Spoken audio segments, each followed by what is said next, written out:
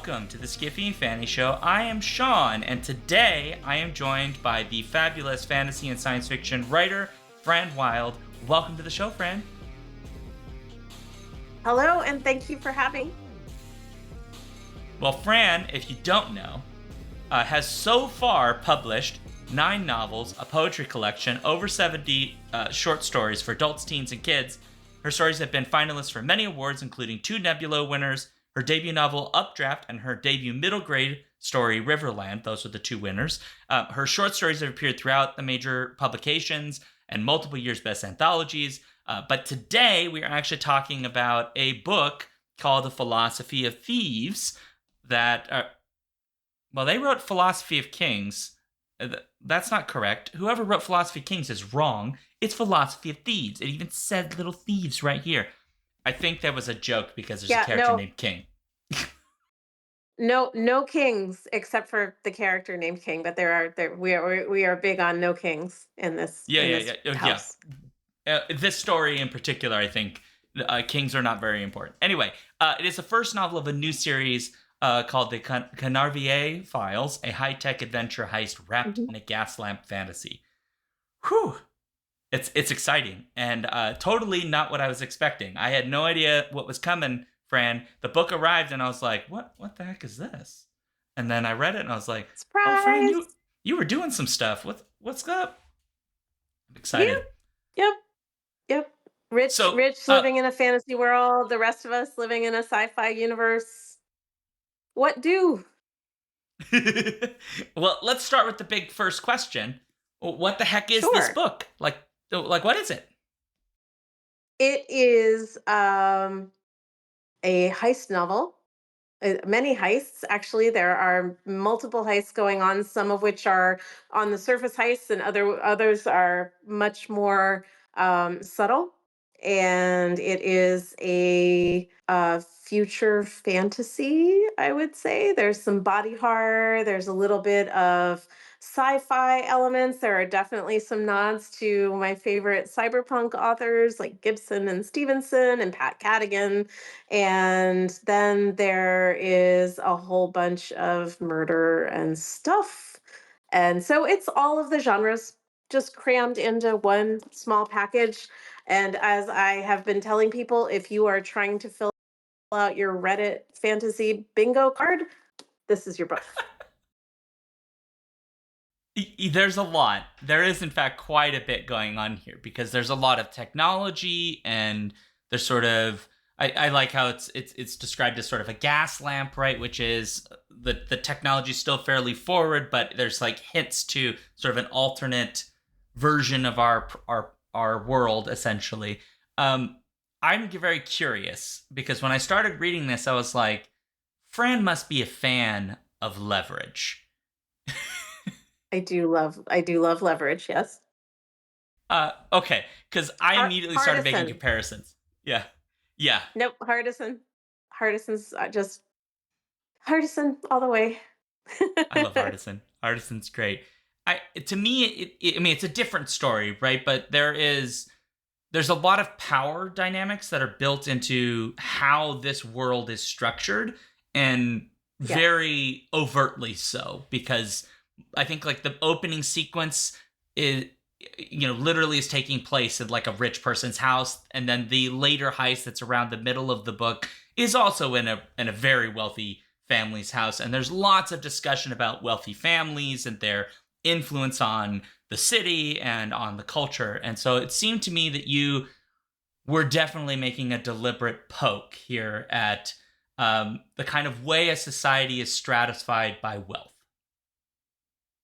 I mean, I think that in particular, this city and this walled city has evolved into a very stratified situation, but there's also like layers in each of the cultural groups as well. There are people who really want to be at the top of the wealthy pile, and they're faking it as massively as they can to get there, or they're spending beyond their means and they're going broke. And then there are, the truly wealthy who have kind of surfed through the apocalypse, and really didn't get affected by it, except that they got wealthier. Which, why? Who? That's a fantastical idea. It would never happen in real life, but then there is a number of different groups that are trying to survive at different levels. And I really wanted to look at what happens when a lot of wealth is just collected all in one very small area, and held by very few people. But I also wanted to look at family dynamics across the Mm, board, and especially in groups that are, I think the thieves themselves who are present themselves as being from the city, but they're actually from the skirts, which is outside the city, and they sneak into the city to be part of it and to take part of it in it, all that the city has to offer.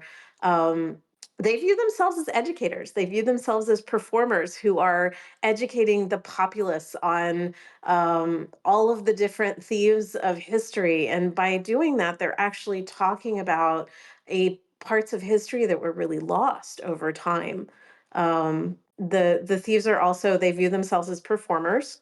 They don't view yeah. themselves as criminals necessarily, although the thing goes on throughout the book in various ways, and there are lots of people who are taking advantage of these performances to actually crime a lot.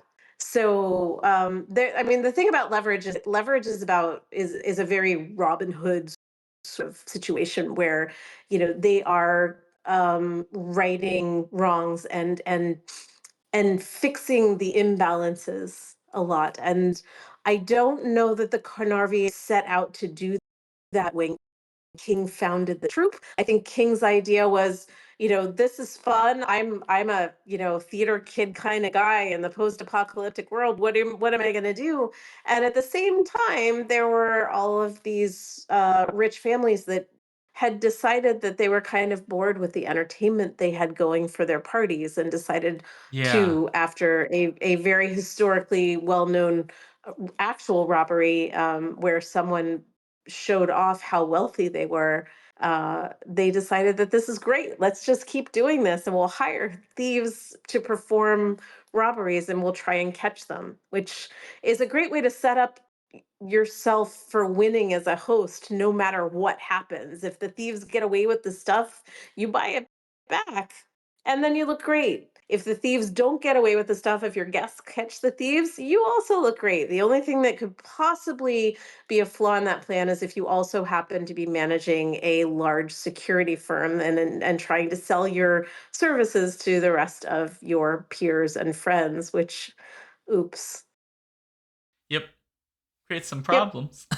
In a nutshell.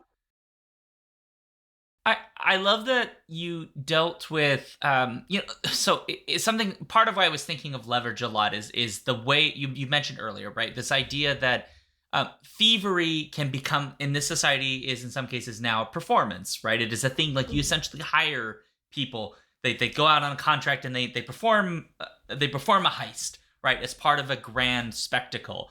And I think that in a lot of ways, when we look at heists in our media, right, we look at them these very grand, fun, adventure kinds of things, right? But they're things that typically we don't look as kindly on in the real world, with some exceptions, when they're just I kind mean, of fun. I do want to shout out to the Louvre just for a minute for Yeah, dropping that heist right in the middle of my book tour. That was great. Thank you very much for setting your security cameras passwords to the word Louvre, because I mean, it was just a cascade of mistakes and errors all the way through. And from what we have seen so far, and we could be very wrong because the jewels are still missing in the Louvre heist.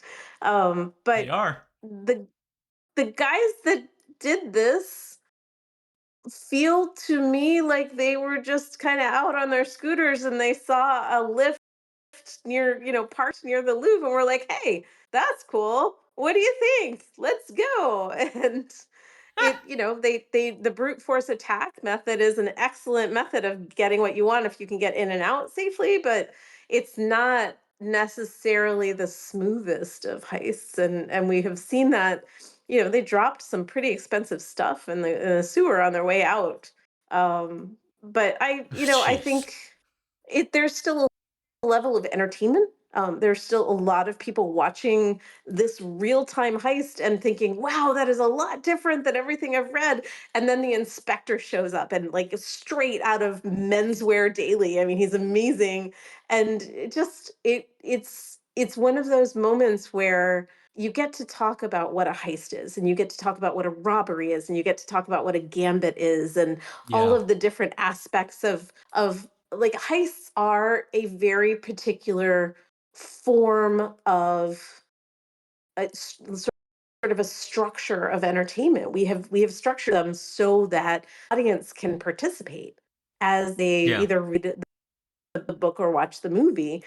And an actual real time caper or robbery is not usually audience participation friendly. That's much more dangerous. Yeah. Yeah. And yet in this book, I was thinking of the heist that's in the middle of the book in particular, right? Where, Yeah. we get so much of the setup of it. We see how it's all being kind of put together, and we also get to see like how much the sort of artifice of the invention of this as a thing that everyone's participating in kind of comes together. And it's really exciting and fun until things go wrong. You know, I mean, some would consider that fun also, possibly not my characters, but well, yes, as a reader, not one experiencing like, bad things happening, yeah. I mean, But yeah, Dax does bring a lot of things on himself. this is a trend I was noticing is Rue keeps telling him, stop doing that, and he keeps doing Don't the thing he shouldn't do. Yep, don't push the button. Dax then immediately pushes the button. Yep, yep. that's my chaos goblin. That's Dax. He's a fun character though because he has so much swagger. Hmm. He's very charming. He's not always the brightest in terms of doing the thing like common sense wise, but he's an enormously charming character. Right. It's fun to listen to him and to like see like, okay, I know you're gonna get in trouble doing it this way, but I kind of don't want you to. Hmm. Hmm. I mean, he was a fun character to write because he is such a great foil to Rusa, who is the straight arrow. She's going to play it by the book if she can because she's got goals. She's got, other things she wants to do. And Dax just wants to go for the dazzle. He wants to be he wants to be as well known as the Carnarviers are. And they are known as one of the the best troops of thieves in the city. Dax wants to double that. By the end of this first heist, he wants to be, the number one in the world if he can make it so, even though that would be hugely difficult in this era. And his ambition is kind of like stars in his eyes. He has no idea how he's going to get there, but he's sure he deserves it. He And I does. love that. I love just that sort of like confidence with no basis. In fact, none. But he's such a well written character. I thought, not just because he's a foil, although I agree he's a very effective foil to Rue. I think part of it is like I can see people reading themselves into his character. Reading some of that. Like I saw my 12-year-old son in Dax. Like my 12-year-old son has a wall of. He's 12, so all of his confidence is largely unearned, right? Because he's 12. He hasn't quite got there yet, right? And so I saw so much of my kid in Dax. I was like, if my kid was in this universe doing these heist performances, my kid would be Dax, right? He'd be this Yeah. like bravado, and he'd saunter into a room and like talk up some ladies. Like he would do all of these kinds of things, and then pick your Yeah. watch. Yeah. That's Dax. And that's, I think, like I wanted my heist troupe to be slightly different than some of my favorite heist troops, which are usually assembly troops. They're, the in Neuromancer, the heist gang is assembled by a crazy ex-military guy, and it's the hacker and the breaker and the muscle, and just all, put together, held together with threats. And with leverage, this is a team of friends. This is a found family, who all really like each other, but there are points in time where, they walk away, or Sophie does a play and they run away. And there is this element that I wanted to add, because family complicates everything. And you and I have talked about this before, that family makes everything harder and more interesting, because you have so much more to lose. And found family, the same thing is true, but the secrets that are available to you in terms of a flesh and blood family that has been together for Mm. life, and the layers of nuance, and also, you can critique somebody with a look, if you've known them for long enough in a family. Not that that's necessarily a good idea, but I wanted to play with that, because I think that the family dynamics in this troop, and pretty much in terms of everybody in the book, it makes them more interesting, because they Dax and Rusa truly care about each other, and they care about King, and they care about Nan. They just have different ways of showing it. The, there's a lot, yeah. So I think thinking about like your writing of all of the various characters, I I I don't want to say that there's not archetypes at work here, because I don't think that's entirely true, but they're not, as you say, like that kind of like designed troop archetypes, right? There's a lot more complex dynamics that are present here. And I guess I kind of want to talk about, or ask you about, you're sort of designing all these characters in this world. How do you go about sort of building the foundations of who they are and weaving them into essentially like a completely invented world here? I started this book as a short story. I wrote Oh, the pickpocketing in the ballroom scene as a short story, in 2010 or 2011, for a workshop that Gregory Frost was running in Philadelphia. I had just moved to Philadelphia. I was looking for a writing group, and I stumbled upon this wonderful group that eventually included AC Wise and AT Greenblatt and Siobhan Carroll.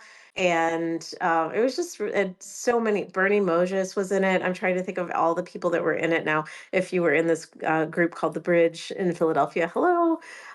This is the short story that I wrote for that before I left for Viable Paradise, and immediately, started writing Updraft and put this aside. But I had been trying to write kind of a beyond steampunk. I wanted to step outside of the steampunk era. Although the ball gown is definitely, kind of high tech speed steampunk. I almost said speed punk, and that's a very different thing. yeah. But I wanted to see how much a highly competent character who was pickpocketing this very wealthy event could get away with, and that was really the goal of that. And then I started thinking about who she was and why she was Mm. there, and who she was arguing with, because she was definitely already fighting with Dax, because her partner was not helping the way that she thought he should be, and who were the people that they were robbing. And as I thought about that more, all of the questions about the world, and what kind of world is this that would support this kind of thing as entertainment, just kind of unfolded, from that first ballroom scene. And it took a while. It definitely took many drafts. I put this down so many times for various reasons, and picked it up almost as many times because I'd get an email from Greg Frost saying, "Where's my story?" Or, "Hey, aren't you finished that yet?" And I'm, "No, I'm writing, I'm writing the Gem World. I'm doing all this other stuff. Go away, Yeah. Greg." But that's why if you open the book to the first page, that's why it's dedicated to Greg, is because he believed in it. And Ah, sometimes writers just need somebody to be like, you remember that story? I want you to finish that story. And so I did. That's how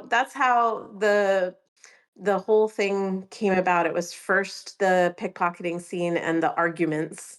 And it really, most times, if my characters feel strongly enough about something in a first draft to argue about it and not just sort of walk around a fancy world, picking up yeah. flowers and going, what does this do?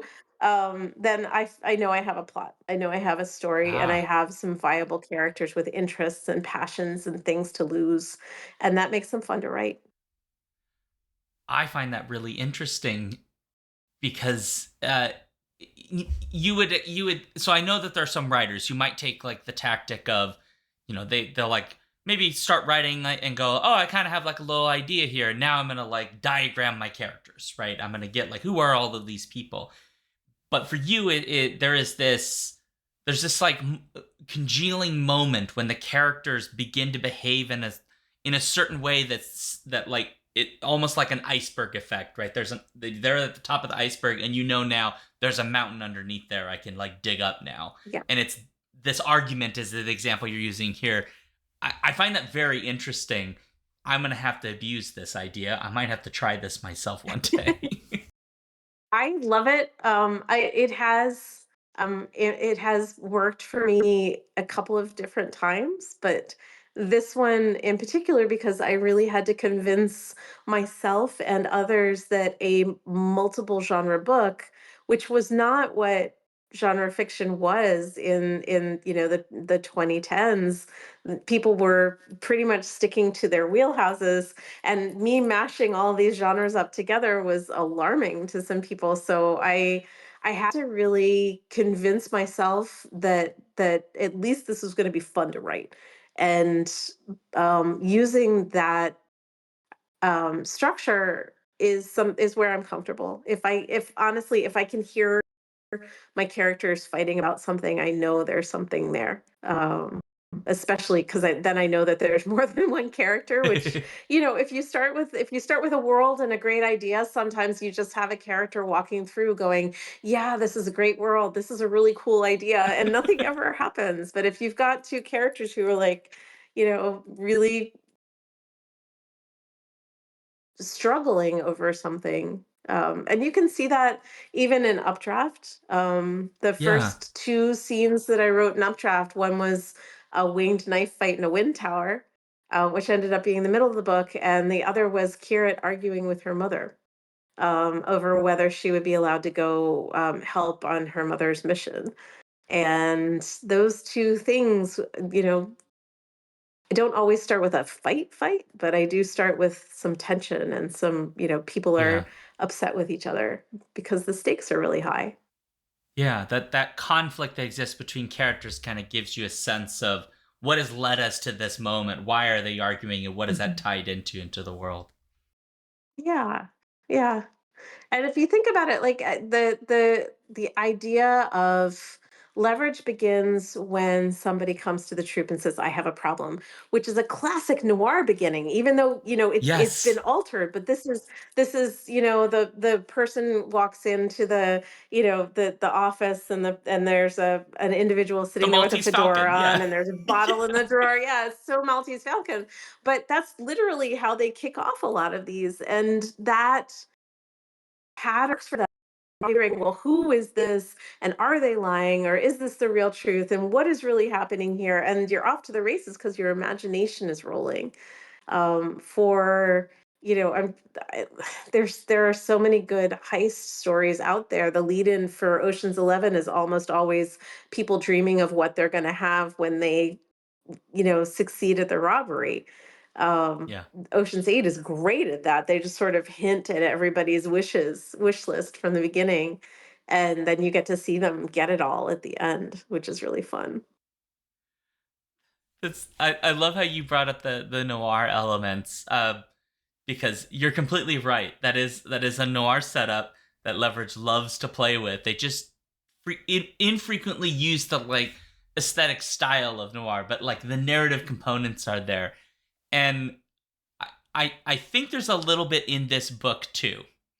There's definitely pieces. And when you'd mentioned earlier the sort of cross genre stuff, and I knew we were gonna have to talk about this because there are so many different elements. You'd mentioned much earlier the cyberpunk influences that are here from some of your favorite writers.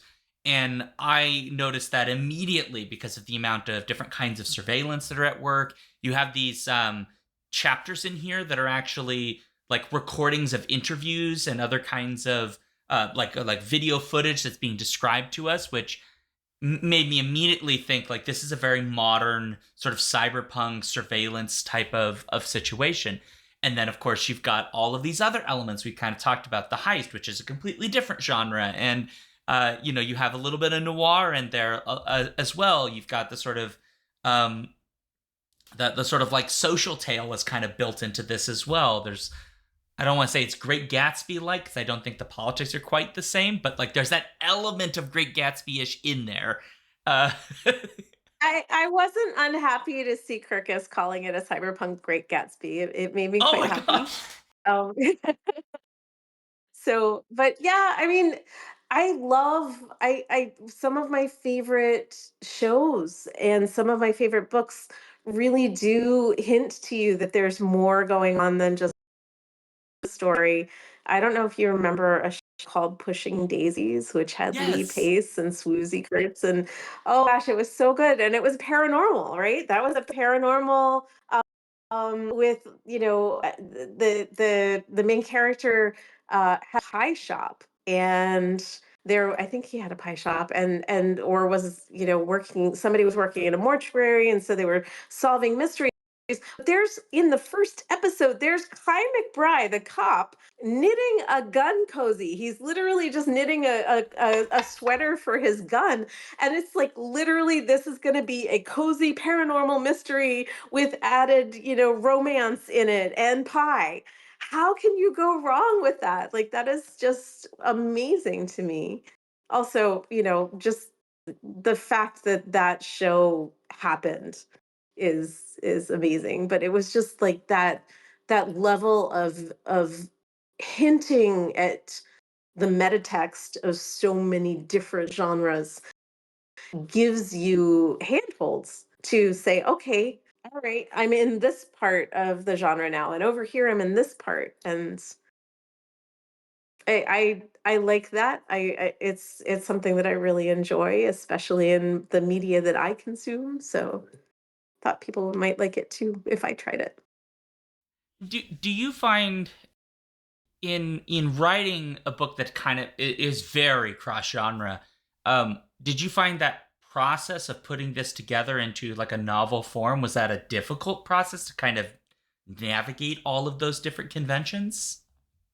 It turns out that crime readers really want to know what happened. If you say, there was a thing that happened, if there was a mess, there was, the in this book, the wealthy call the sort of societal break the turbulence because they got rattled around a little bit, but nothing really happened. And everybody else calls it the mess. And things were lost to time. There was this huge cultural upheaval, and there's still a lot of mourning going on, Yeah. generational mourning. And I wanted to explore that because we were being told, if something terrible like this happens, everybody's going to be talking about it. You are not going to be able to shut people up about this topic. How'd that work out? It's odd because I started writing this in 2010, 2011, and looking back on it now, the pushback that I got, I'm just like, okay, I'm really glad that I waited so that I could write this post pandemic, because I did write the last two drafts after the pandemic and also kind of during the pandemic. And it's not a pandemic book, but it does, look around and say, people don't want to talk about the bad stuff. Nobody wanted to talk about the flu in 1913 or 1916, or, again in 1917. They kept not talking about it, and then they kept getting the flu. It's just amazing how badly that works.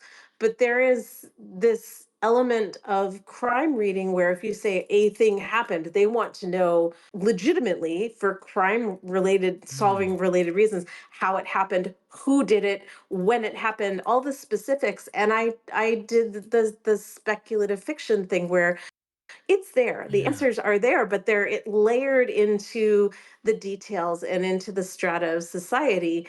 And I'm not specifically saying these are the things that happened. Here's the timelines. I want people to figure out, as much as they want to figure out. Gibson did that by talking about the jackpot in The Peripheral, which is one of the world's most perfect books. And also, Amazon should not have canceled that series. There are so many authors in speculative fiction that just say, a bad thing happened. Here we are now. Let's continue the story.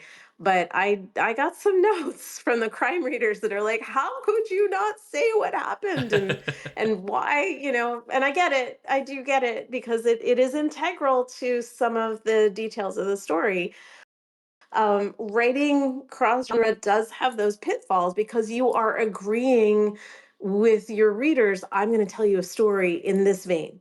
And there are going to be these things here. And if you set up a heist with all of the different characteristics of a heist, you've got the plan, you've got the maps, everybody knows their spot, everybody knows their role, and then things go wrong, people are going to expect the other aspects of the heist too, unless you put a very Yeah. visible Ty McBride over in a corner knitting a gun cozy and say, this is also going to be this kind of movie. Um, I find that fascinating because then there is, well, so I agree completely, right? Different readers who are very interested in a specific kind of work have very specific expectations about how those kinds of works operate, right? The kinds of things they include. But then that suggests that there's always, or potentially always, a tension between crossing genres. Maybe some work a little bit more seamless together because the readers of those different genres, their reading expectations are kind of similar. But when you cross into others, those readers of that other genre may be less so. And so you identify specifically here the sort of science fiction often will speculate, imagine something, and then leave us a lot of clues about what that is. And so there's a sort of expectation of the reader to pay attention to the clues, kind of piece things together, start figuring out what it is. Whereas the crime reader kind of expects almost like just the facts, ma'am, to some degree, kind of being laid down. I mean, they Not do enjoy universally, having but clues to put together as well, and I think that I absolutely agree. I think that blending genres gives you tension. When you make what I did, which is a genre turducken, there's just like one genre after another after another. You've got a lot of tension, but I was really careful, or I tried to be really careful, not to cross certain genres, because when you cross, say, romance with certain forms of coercive politics, which, I there is a character in here who is not a very nice person, who is a point of view character, and I did that on purpose because I really needed to get a read on why he thought these things were okay, and yeah. what the heck was happening. But I didn't like him, and then he fell in love, and I was like, oh god, what do I do with you now? Because this is you're a bad person. And it turns out that the person he fell in love with kind of had his number too. So it was interesting, but it was also very, I had to thread that needle very carefully because I did not want this to be that kind of narrative. Yeah. That was not where I wanted to go. And when you cross genres, and like every story has multiple genres, and it's just usually one of them is very forward and the others are kind of back notes. But Yeah. if you have a multi-genre or a genre blending story, they all come forward at different times. Like they're different characters in the story almost. Yeah. And this book in particular is a good example of that because there are these sort of, by the way, Paul just showed up in chat. And so we see you, Paul. Hi, You, Paul. you, yeah, this is going to be in the podcast and everything. We see you. We miss Anyway, sorry. you. Sorry, I had to tease Paul. Uh, in this book, right, you have, it's being described kind of like as a gas lamp, a sort of science fiction, fantasy element, and I would say that's like your overarching. But because the heist narrative is so important, all of the conventions of that type of storyline are also deeply woven in. And I, I actually really like the way that you made them work together, because while I'm noticing them because I'm being critical and I'm like thinking about all of the elements as I was reading it, once I got about a chapter in, I just was like I was just in the flow of it. I kind of wasn't paying attention to, oh, there's this genre and this genre. I was just kind of, this is all like blended together and it's all part of this cohesive world. I have no idea how you do that, because that some of these genres are not like they're very distinct narrative genres from science fiction, genre fiction, fantasy, etc. It's astonishing, and so A plus. Thank you.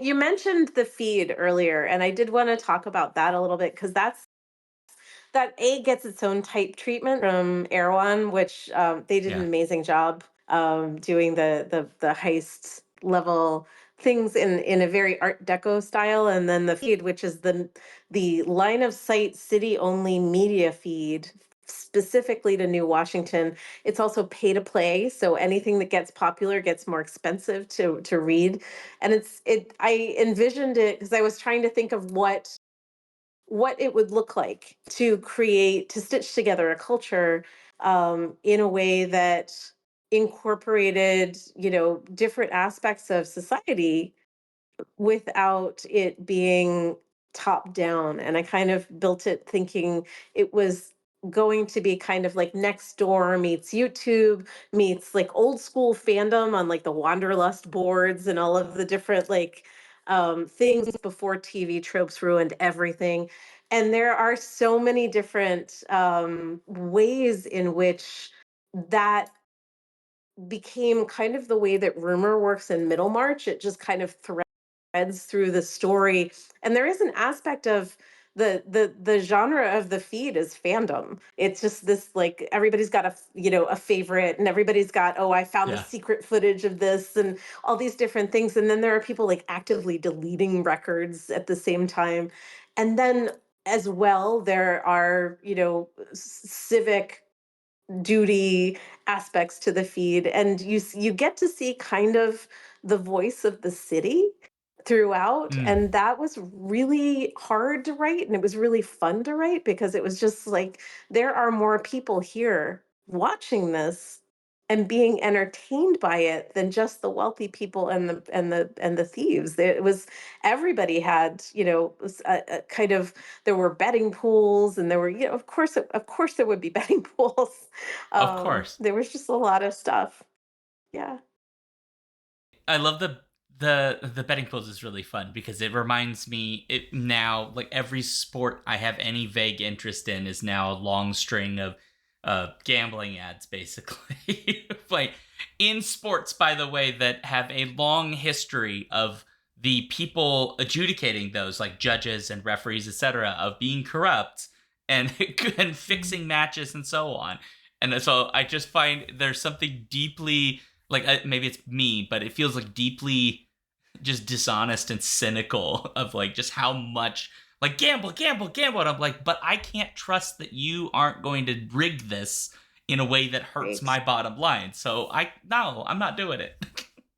I mean, somewhere along the way, we took sport, which, as you said, has always been infused with lots of different things, both the expectation of people to break themselves in order to win, but also this level of, somebody's got their finger on the till somewhere out there.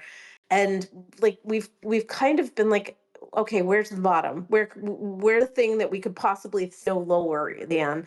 And then we just went for it as a society, and we're like, no, we can get worse than that. That Yeah, can be terrible too.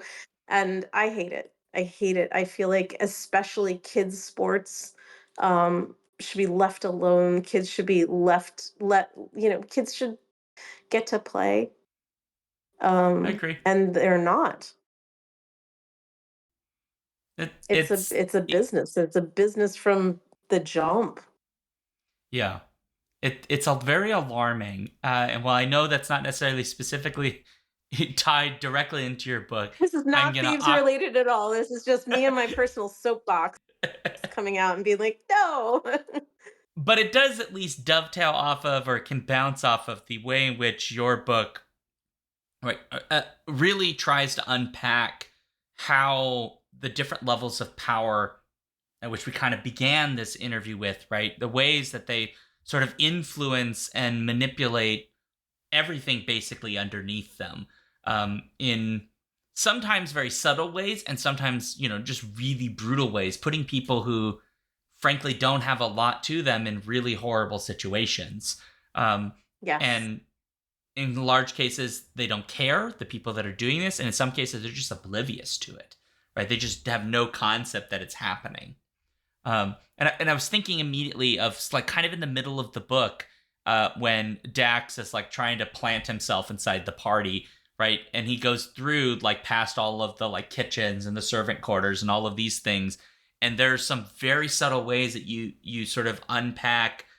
Like, he says a comment to one of the sous chefs about how this person he's supposedly working for thinks really highly of them, right? Knowing that there's a power dynamic that's there because Yeah. they're at different levels, right? And then even further up, right, as soon as he moves up the stairs, right, he's immediately with wealthy people. That hierarchy is so ingrained into the society that you've built that I think that the levels of detail that you manage to get in there is really quite amazing. And I don't know how you think of all that, but I'll just let you talk about it because it's very interesting. I mean, I think that the everything's a game to Dax, so he's playing different roles at different levels, and the details that are apparent to him. I mean, he will also, take anything off a tray and eat it, which is, just it doesn't go well for him anytime he does this, Nope. and he still tries it. But that's part of it too, is that Dax doesn't quite fit in, and the tastes of things are so abhorrent to him because he's grown up tasting different things, that it's a marker of how well he can transform himself, that he manages to keep, a whole, egg that has been soaked in something that very wealthy people would consider umami or savory, and just keep Yeah. it in his mouth when he's just used to sweet things, that he thought this was going to be a sweet thing. I really wanted to get that sensory explosion of what a Yeah. party feels like. But not just for the people attending the party, but also for the people working the party, because that is just such a crazy rush. I did, some catering of parties, and when I was in high school, that was part of how, babysitting and catering and other things. And it was just always this amazing whirl at the, you know, uh, downstairs or the back of the kitchens. With everybody had sharp knives too, so it was all very complicated. And I wanted to capture that because that's part of what makes the party another level of performance.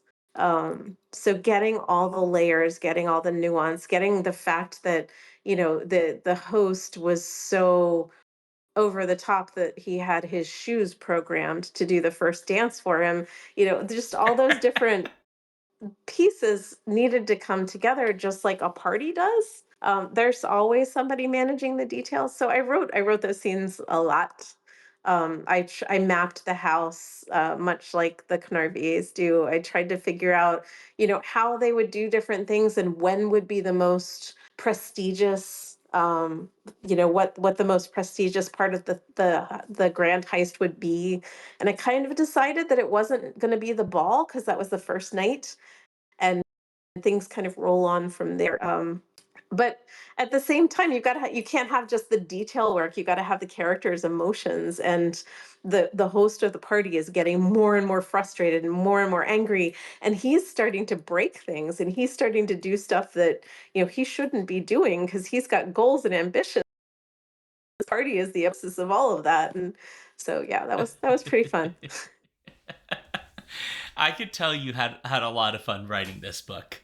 It Hearing you was talk it. about it, and yeah, I hope people have as good a time reading it, as I had writing it. it's a fun book. I'm telling Brandon O'Brien he has to read it. Well, he should, and then we should make a game out of it. I, okay, let's do it. We Yeah. should do like a TTRPG in this world. Oh, Brandon would have so much Oh, fun with that would be that. so fun. I'm down. I have to ask my publisher. But did you see me switch? I was whoops. But I would love to see that. That would be a blast. It'd be very cool. Yeah, but I'm obviously sure they would be conversation with I'm sure they publisher. would be into it if like everybody who played would also leave like a Goodreads review. They really seem to like that um as much as I anything can do else. that. I could do that. Yeah. Yeah. This book just seems like the kind of book that is really up the alley for people that need a good time. There's still political elements to this, and there's, definitely like social message in the sense of it's, tackling the power dynamics of this world and wealth and so on. But it is also like an incredibly fun read. Watching the heists come to fruition is way too much fun. It was a fun right from the beginning, and it was fun when it kept going, and it was fun when we got to the end. Oh, thank you, Sean. That means a lot. You're welcome. I've enjoyed the book. Paul, do you have any questions in the chat? Paul did say it was fun to read. Now, Paul wasn't being eloquent, but that's because typing takes time. But Mhm. Paul did say that. Okay. So if it may take Paul a second to respond, but if Paul has more any specific questions that Paul would like answered, Paul may ask them at this moment, He's gonna which I love think us is really so great. much. Yes. The amount of references, poor Paul. And not Um, just Paul. If you're watching, I'd love to take some questions. we do have a few more minutes before we got to start to wind down. And so if folks do have questions, they feel free to pop one in. What I would like to do is ask an easy question because you had another book come out as well this year. Do you want to tell us just a little bit about that book while people think about questions? Yeah. Sure. I had 6 weeks before my novel came out with Erewhon. I had a collection of short stories come out from Fairwood Press at Worldcon, and that was exhilarating. We sold out of the books that Patrick brought with him, which was amazing. This is my first collection of short stories. I loved doing it with Fairwood because many of these were written at Rainforest Writers Retreat, which is closely associated because Patrick runs both of those. And he did just a gorgeous job. This is a beautiful book. The cover's Yeah. stunning. And I got to have a collection of short stories that I can carry around like this and occasionally open up to the table of contents and be like, oh, wow, yeah, I did write that. That's cool. Because I have the memory of a goldfish when it comes to things that I've done. But it's really fun. I got to read a short story that I have never read in public at KGB Fantastic Fiction in September, Ah. which was also fun. I read a story called Building Migration Number One, which is about when super smart skyscrapers get restless building syndrome and want to go see the fjords and other things. But just a combination of, I made the choice of not making it all one genre. Surprise. There are fantasy stories in here. There are shape shifting stories. There are horror stories. There are stories that are a combination of all of those things. There is a novella called The Midway, which I would um, put in the category of fantastical horror. Hmm. Please don't call it horror. And there are some stories that I don't even know how to categorize. My Deadlands story is in here called My Cloak of Keys, and that is about a lesser god of the dead who rescues the pets of people who have passed away. And Oh. I don't know how to categorize that. Let me ask you a question. You have more short stories than are in that collection. So how It did is you true. kind of decide? I love making a table of contents that feels like a poem that is sort of talking to you when Ah. you read it down the page. I knew that I wanted to keep the Gem World short stories set aside for future goals that I have for the gem world. I want to do a collection of all the short stories together, and some of the bigger stories. I knew that there were a few short stories that I am working on in different ways still, so those came out as well.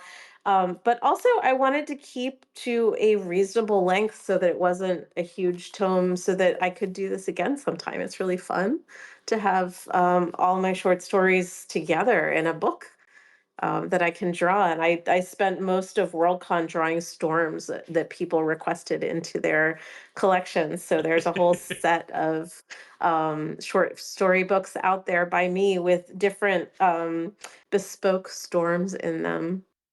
Wow. Okay. Yeah, You had for fun. collectors. That is a collector alert. And I have to say, AC Wise, who has been reading my short stories, some of them over and over and over again as part of my critique friends, was amazing. Her read of this collection is in the front of the collection, and just that made me feel really good that reading what she wrote was amazing. Sometimes you don't get that, but it's kind of, I think, it's really helpful for writers to know what they're doing right. Hmm. It is. And sometimes we have a hard time seeing that ourselves. So it's nice to see what other people think. This is what I tell my students when we do peer reviews for composition courses, not creative writing, but like just telling someone it's good isn't actually useful, but telling them what specifically they do that's good, then they can take that and Yes, say, "Oh, I'm good at this thing. I just need to keep that up, and then I can now work on the things I'm not as good at." exactly. It also means don't throw that out, which is very useful too. Yes, very true, very true. So Paul had a question which you've semi-answered, but maybe you can talk just a little bit more specifically about it, which would be, um, he wrote this. I would like her take on what her take. Okay, I would like her take on the post mess United, how the post mess United States reflects works like Gibson or Stevenson or other writers writing in this space. If that I've tried to make that make sense to me. Absolutely. I think I mentioned before just the way that Gibson uses the jackpot in the peripheral talks. It's not just one bad thing that's happened, but sort of a slow boil of lots of different things that sort of shift the culture. When Malka Older and Jacqueline Koniagi and Curtis Chen and I were writing Ninth Step Station for Realm, which is a radio play that we wrote a couple of years ago, that's set in a future Japan, future Tokyo that is after an event, and that too was not just one thing, but lots of things that really changed people's ability to cope. And everybody just went right on with about their business as best they could to try and make the world seem and look the same. And I think there is that tendency, especially in cyberpunk, especially in speculative fiction that's sort of near future, of people to try and cling to what's familiar and tradition, even when the world isn't supporting that anymore. Hmm. So there's a nod to that. One of my, I love Neil Stevenson. I just enjoy how layered and nuanced his world building is. And one of my favorites is the Diamond Age, just because there are so many different constructs, and there is that layer of fantasy in there, as well as a layer of social commentary, and there are these great characters. And I think a lot about how he constructed that world and how he made a character out of that world in ways that I can't even begin to reach. So there is Well, that. Um, the cyberpunk is kind of in my DNA. I grew up reading it. I will never not read it, and I love the ways that we have made the hacker sort of the true, like, groups of thieves with a hacker are the ones that can, play with the lights and fold space so that they can break into the minds of different people. Um, I like the opportunities that arise when you've got cyberpunk in the DNA of your book. Hmm. I like that. That's fun. Yeah. I mean, speaking of genre blending, if you haven't read Arkady Martine's Rose House, that is like Hill House cyberpunk version, but so much Oh, more because it's Arkady. It's just brilliant. my library has it, and I need it now. You should. Yes. I will grab it. The way you just described Cyber that sounds. gothic. It's Oh yeah, cyber goth. I'm in. That's two of my favorite things right now because I got into horror during the pandemic because I'm weird. And if you can, I love cyberpunk too. That's one of my favorite subgenres. So you put those two things together. Let's go. Pause another one for you, which Okay. is a thing we haven't really technically talked about, although it was mentioned at the very beginning, which is gas lamp fantasy, which this is being described Mhm. as. He mentions it in the context of crossing genre, subgenre kind of stuff. Um, and I guess the bigger question would be, what was it about that particular variation that kind of interested you in this book? The glamour and the kind of dirt underneath the glamour of Gaslamp. That idea of, everything is kind of shady and dangerous and sharp, but there's also some really beautiful aspects to it. It's like neo-Victorianism without any of the morality, I guess. Ah, Which, yeah. but I took it sideways and I definitely gave my own interpretation of it. This, there are probably people out there listening going, that's neither Gaslamp nor neo-Victorian. And I'm like, no, this is Fran's version because that's me thinking about sort of what if you took Dickensian politics and Dickensian strategies for society and just airdropped it into the future where some people have just unreal amounts of money and can do anything they want, including live in a fantasy world, while other people are just barely getting by. And I mean, I invoke Dickens because this is a very Dickensian era that we're living in now. Yep. It's not just Gatsby. We have gone all the way back to Bleak House and Oliver Twist in some senses, and I think that um, calling that what it is, which isn't just Victorian, but also highly dangerous, bludgeon to the back of the head sort of stuff is really it's important to acknowledge. I agree. All right, pause. One last one that we're gonna ask because you've actually already talked about the found family thing because Yeah. that was much earlier in the interview. But he did ask this, which is, I'm just gonna read exactly what he wrote. If this book began with two, what was the final piece or character that came together?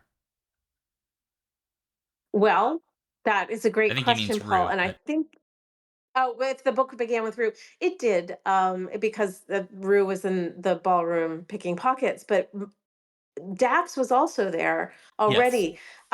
It's what's interesting is it's not the additional character that made it, although adding Mason Graves as a POV character definitely shifted the book in a lot of directions. The original heist had a third major player who was King. King was actually at the original robbery, and that overcomplicated a lot of things because King literally exists to overcomplicate and embellish things. And taking him out of action and making his kids have to go save him absolutely changed the story and turned it quite 360. Then adding Mason in really did too. The Russo's dress has always been in the book, and I kind of count Russo's dress as an unnamed, fourth major character. I But that it taking out and putting Mason in as POV character was pretty much the big shift. like it.